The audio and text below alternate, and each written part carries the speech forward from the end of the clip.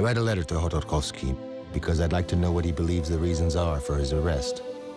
Dokumentinis filmas Khodorkovskio metraštis apie magnato, kažkada turtingiausio Rusijoje žmogaus nuopolį.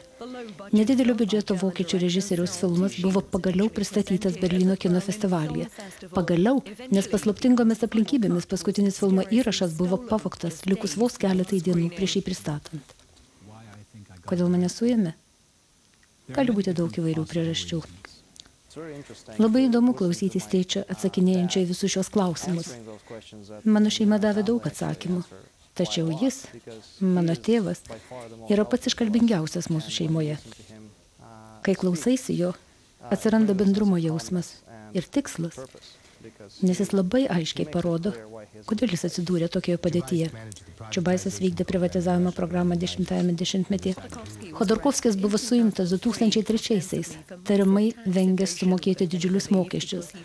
Tačiau daugelis mano, kad jis buvo nuteistas todėl, kad supykdė tuometinį prezidentą Vladimirą Putiną.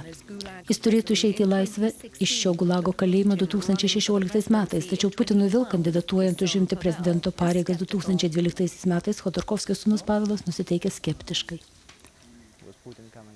Putinui grįžusią valdžią, jei niekas nepasikeis, turiu galvoje jo mąstymą. Jei jis nematys aiškios naudos paleidus mano tėvą, jis ir toliau laikys į kalėjime. Tėvai gali būti iškelta 3 byla, 4 byla. Paskutinis teismas parodė, kad iš tikrųjų nesvarbu, kas vyksta teisme. Filmas apie Khodorkovskį bus rodomas Jungtinės karalystės kino teatruose kovo mėnesį. Ko gero ir dėl gana naivaus supratimo apie teisingumą. Jei valdytumėte laiko mašiną ir galėtumėt grįžti atgal laike, ar ką nors keistumėt?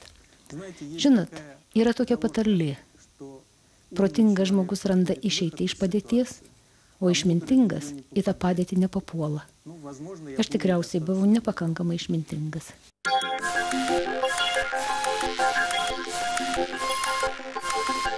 Science.